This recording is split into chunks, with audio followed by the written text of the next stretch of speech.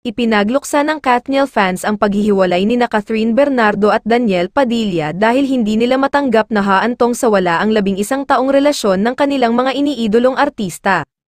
Kinumpirma ni Catherine at Daniel ang kanilang breakup noong nakaraang Huwebes, November 30, 2023. Pero tiyak na ikatutuwa ng mga tagahanga ng Katniel Love Team na pumayag sina Catherine at Daniel na magsama sa isang malaking okasyon ng ABS-CBN, at ito ang kanilang dapat abangan. Ang pagpayag ni Catherine at Daniel na magkasama sa isang proyekto ng ABS-CBN ang resulta ng kanilang maayos na paghihiwalay at patunay ng pagpapahalaga nila sa pagiging propesyonal sa trabaho. Tumanggap si Catherine ng mga papuri dahil sa kanyang ipinamalas na karunungan at matalinong mensahe para sa publiko nang maglabas siya ng opisyal na pahayag tungkol sa mutual decision nila ni Daniel na wakasan ang mahigit sa isang dekadang pagmamahalan.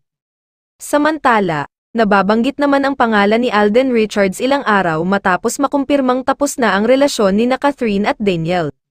May mga tagahanga sina Alden at Catherine na isinusulong ang kanilang love team dahil malaya na ang dalaga, samantalang single pa rin ang aktor.